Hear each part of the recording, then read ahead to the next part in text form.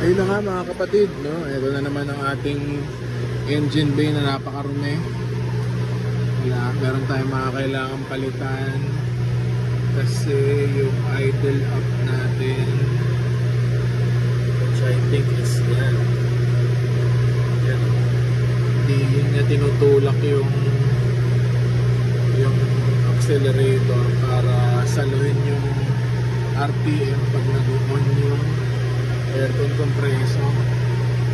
So papasilip natin kay Sir Ton, shoutout to Sir Charles Ton Chua ng Celica Motors. Dadali natin sa kanya to sa Sabado siguro.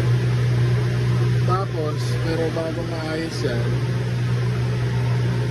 yung yung valve cover gasket natin mo kailangan na rin ayusin.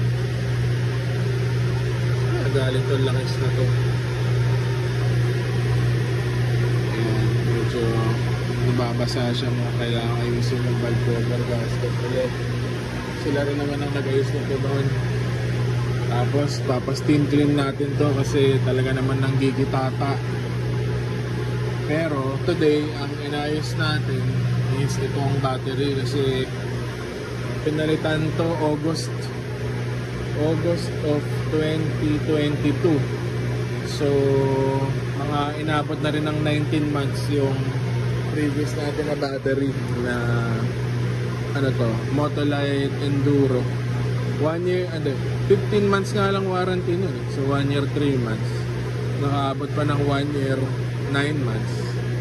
So hindi ko na hinintay na madiskaryahan kasi kung huli sa Mega Mall kami inaabot, sama ko pa pamilya ko, ang laking hassle eh.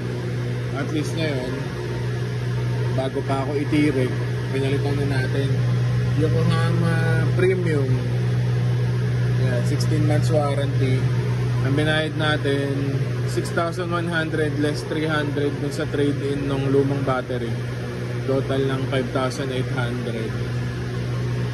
Hopefully tumagal ng 2 taon, pero hindi natin hihintayin yan. So sa Sabado punta tayo sa Celica Motors. Sir Ton, bahala sa revo natin. Pag naayos na yung valve cover gasket, wala na yung mga tagas, tapos naayos na naayos itong idle up para hindi bumabagsak yung minor kapag bumubukas yung aircon. Papas-steam clean natin, balik alindog na ulit ang ating Toyota Revo 1RZE engine.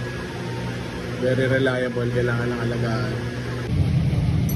Taga doon kayo dyan? Ba? Tagaytay? Hindi, kunwari nisip ko pag out of town kami, kunwari Batangas gano'n. Ano lang ba yun?